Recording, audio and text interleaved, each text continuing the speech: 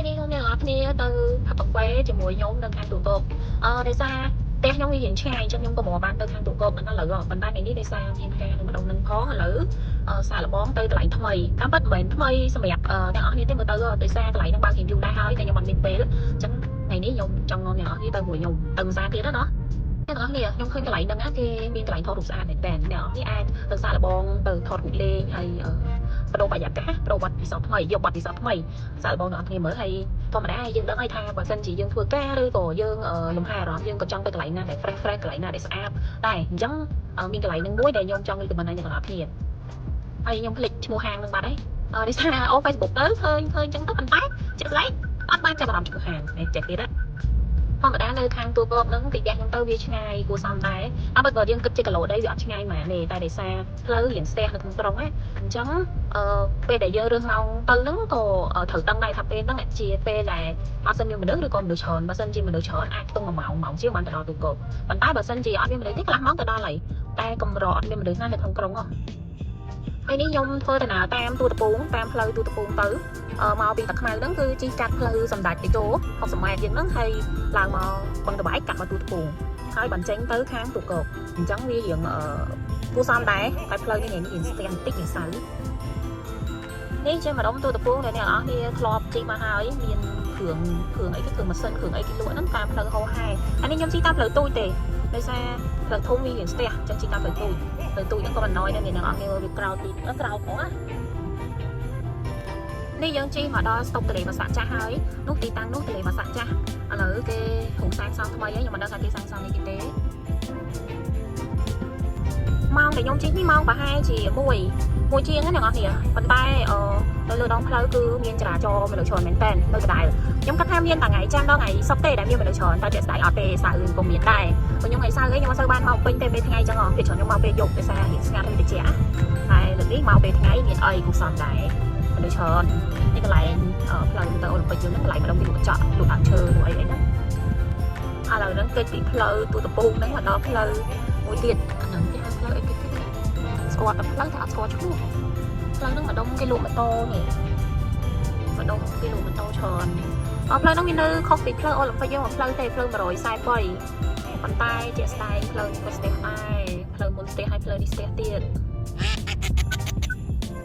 ផ្លូវនេះយើងអាចជិះបត់ទៅខាងអង្គទៅអូឡ িম্প ិកក៏បានដែរប៉ុន្តែឥឡូវនេះខ្ញុំអត់បត់ទៅទេខ្ញុំជិះមកត្រង់រហូតផ្លូវទូចហ្នឹងដែរផ្លូវម្ដុំគេលក់ម៉ូតូដែរផ្លូវនេះគេហៅថាផ្លូវម្ដុំរំពន្ធគ្រីរំនៅក្នុងពេញយើងណា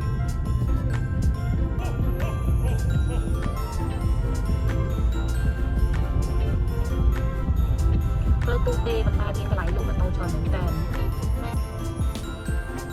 ហើយចង្អៀតគ្រប់ផ្លូវហ្មងណាអ្នកនរគ្នា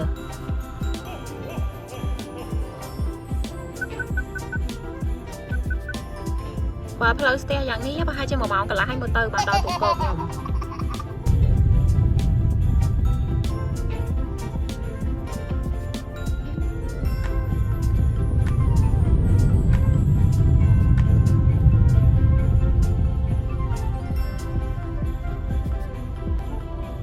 យ៉ាងមែននោះខ្ញុំមិញហ្នឹងមើលមកផ្លែទៅស្មានតែឲ្យហេតុ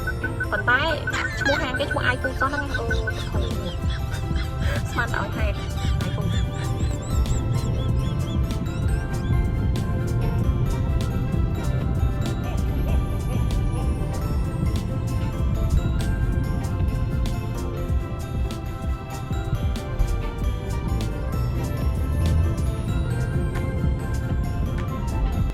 អូខេឥឡូវយើងមកដល់ហើយ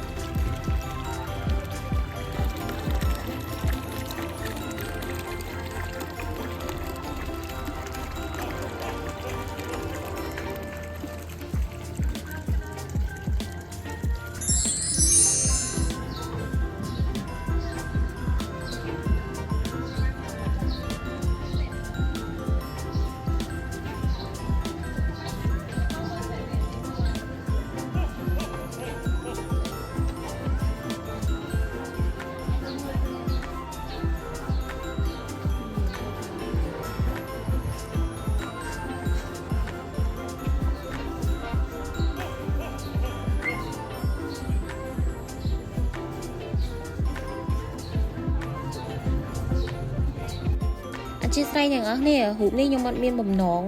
tha thọt do đây tệ chẳng có thọt bị trổ rồi gặp bé hói mình được khơi ngẫu ăn miên hụt đây sao chẳng thua ai nào nè vơi bụng này